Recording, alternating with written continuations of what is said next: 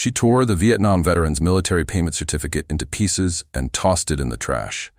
The bank teller had no idea who Arthur Donovan really was, or what was about to happen next.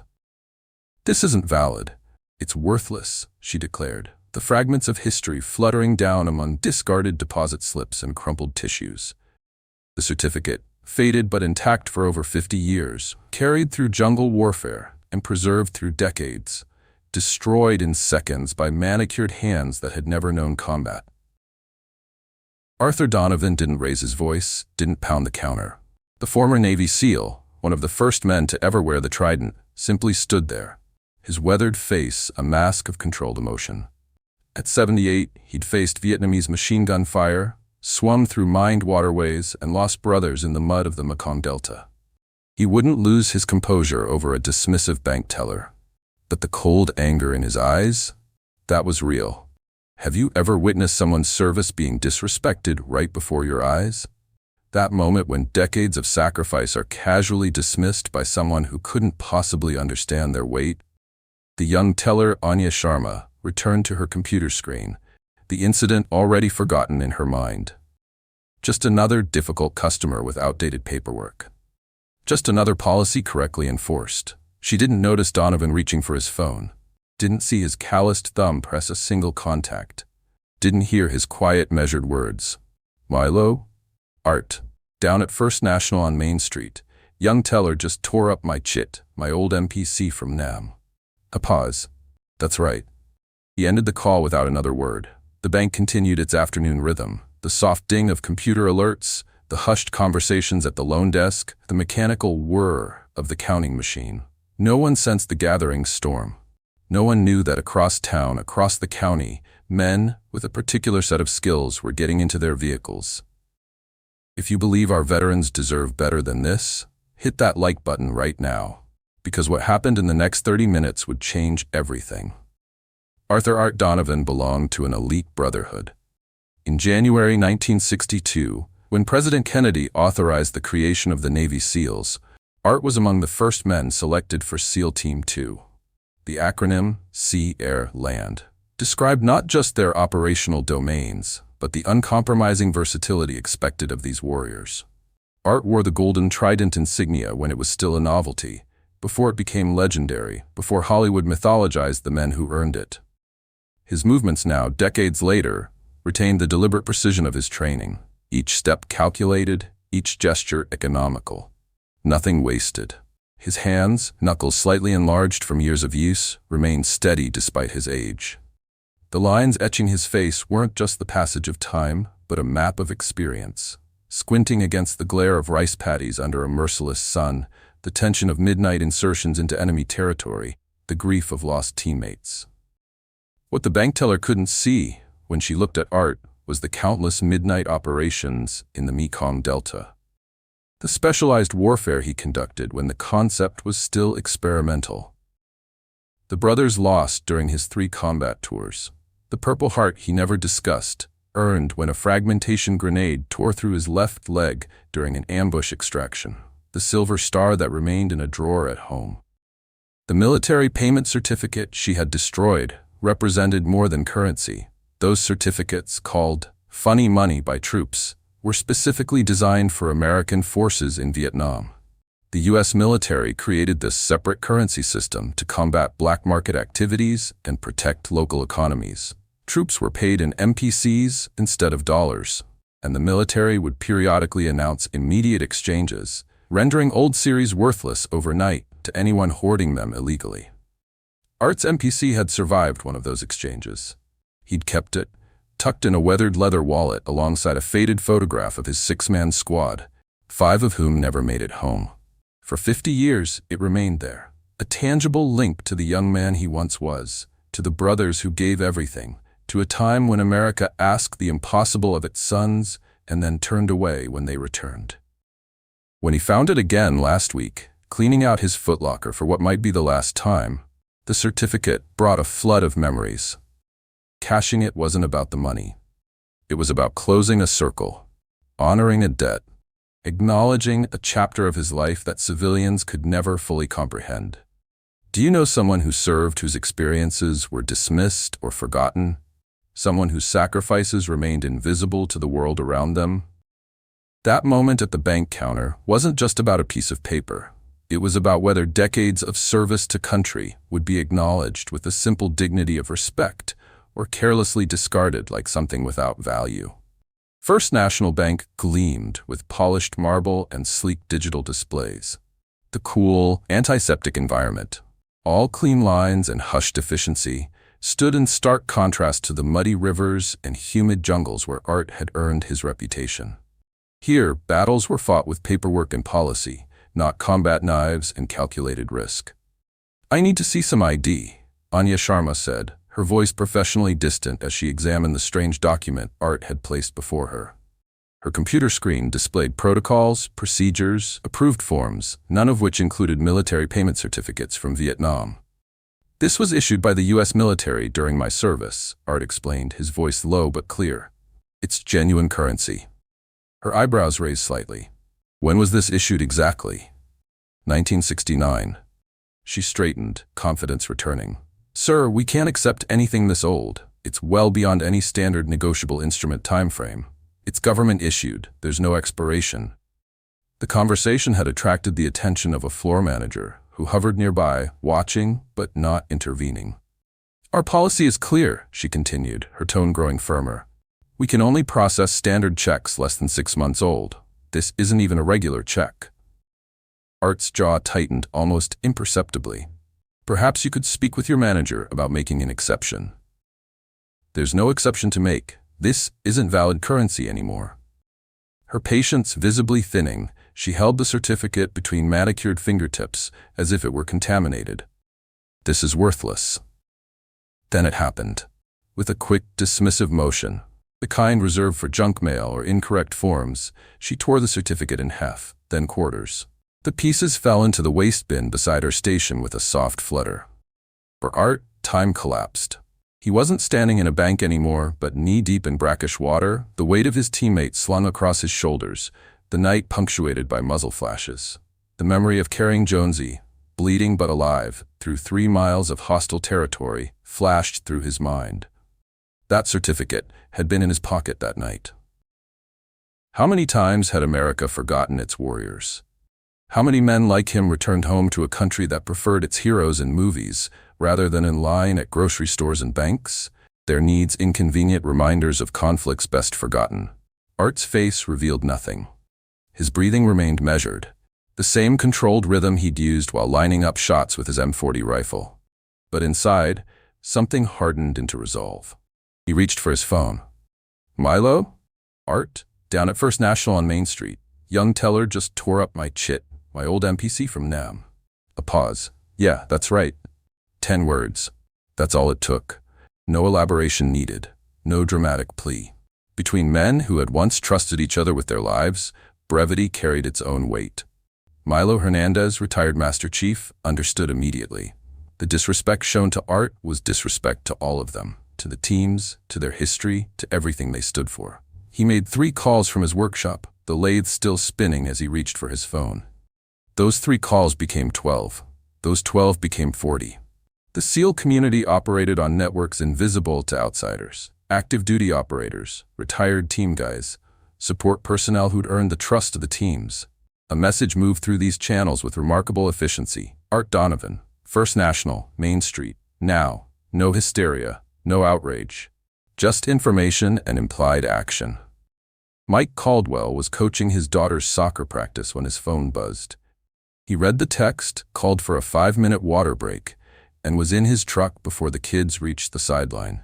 Commander James Weston was reviewing mission parameters at the Naval Special Warfare Group when his secured phone received a message. He glanced at it, excused himself from the briefing, and headed for his vehicle. Retired Chief Ray Menendez was halfway through a haircut. He left with the cape still around his neck, tossing cash to his confused barber. They moved not with blind rage, but with calculated purpose. This wasn't revenge. It was correction. A system had failed one of their own, and they would ensure that failure was rectified. 23 minutes after Art's call, the first vehicle pulled up outside First National Bank, a mud-spattered Ford F-150 with faded military stickers on the back window. 3 minutes later, a black Chevy Tahoe parked precisely behind it. Then came a silver Ram 2500, a navy blue Jeep, a meticulously maintained vintage Bronco. They arrived individually and in pairs. No sirens, no screeching tires, just a steady, methodical accumulation of vehicles and men who moved with unmistakable discipline. By the 30-minute mark, 27 vehicles lined the street and parking lot. 46 men stood outside the bank, some gray-haired, some still active duty, all carrying themselves with the unmistakable bearing that came from special warfare training.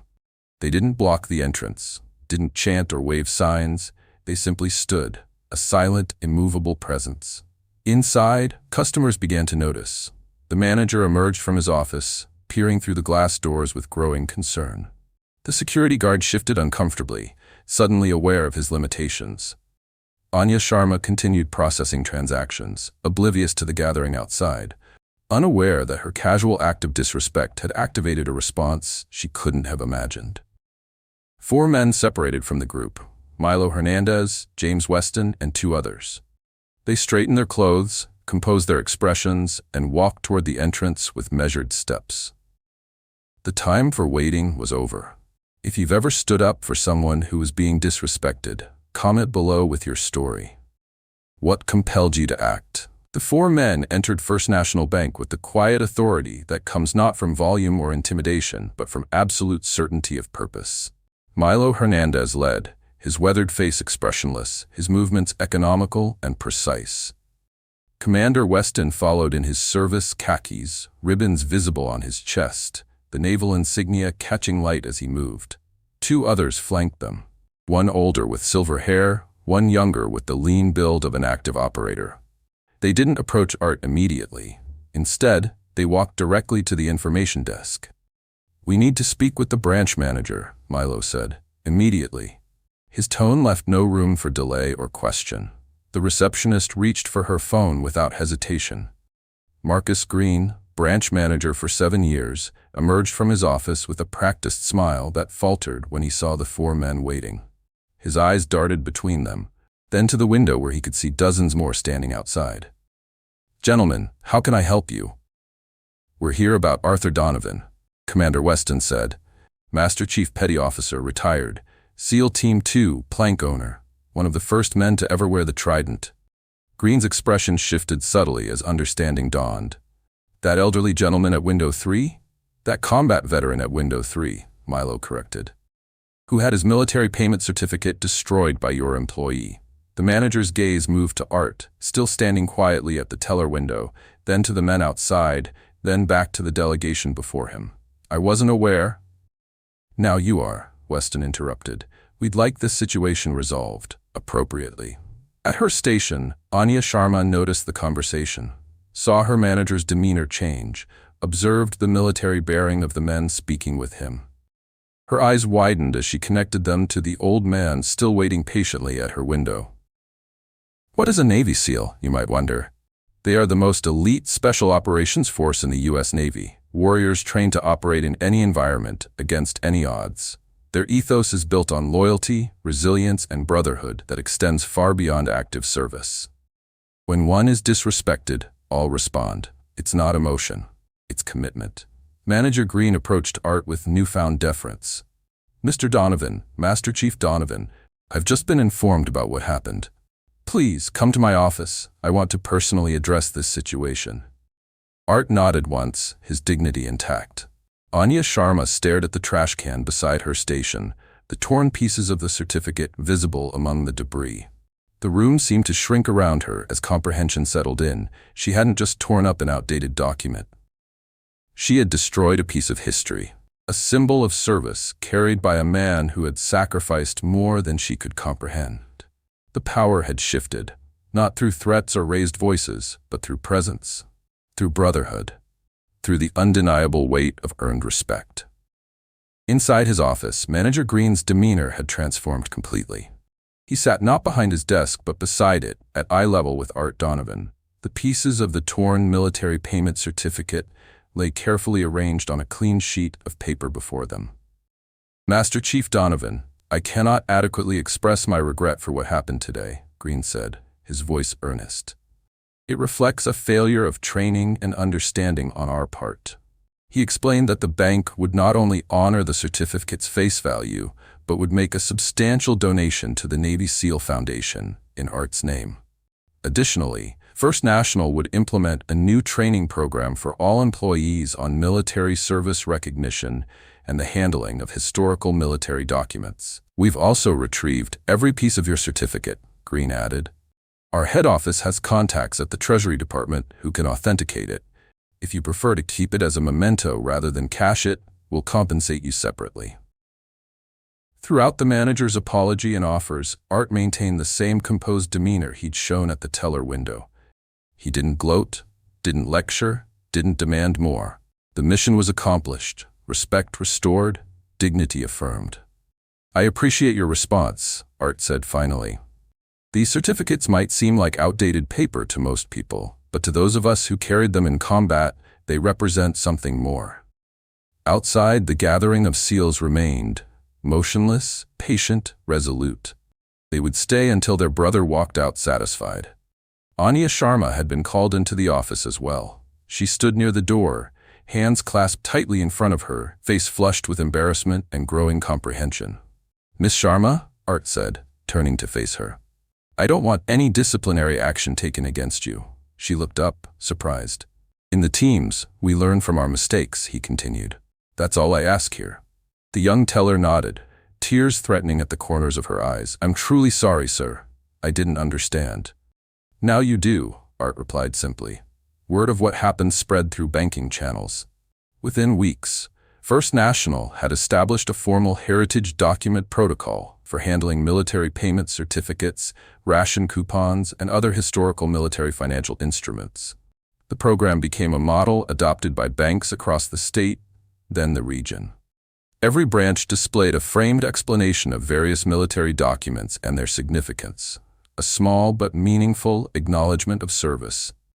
As Art walked out of the bank, the assembled SEALs nodded in acknowledgement. No words were needed. One by one, they returned to their vehicles, mission complete. They hadn't come for confrontation but for correction. Not for vengeance, but for validation. By evening, the street outside First National had returned to normal. But something fundamental had changed, not just at that bank, but in one small corner of civilian understanding about the bonds of military brotherhood and the enduring obligations of respect.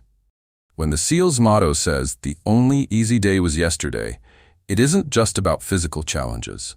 It's about standing firm when it matters, about ensuring that those who served are never forgotten, never dismissed, never disrespected.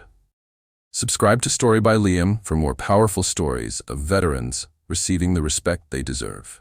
Because some debts can never be fully repaid, but they must always be acknowledged. That evening, Art Donovan sat on his porch, looking at the restored military payment certificate now carefully preserved in a protective sleeve. The bank had honored its value, $20, but that wasn't what mattered. What held worth beyond measure was what had unfolded in response to a single phone call. No command had been issued, no formal request made. Yet within minutes, men who understood the weight of shared sacrifice had dropped everything to stand with him. Some had driven over 50 miles. Others had walked away from meetings, family obligations, and daily responsibilities without hesitation.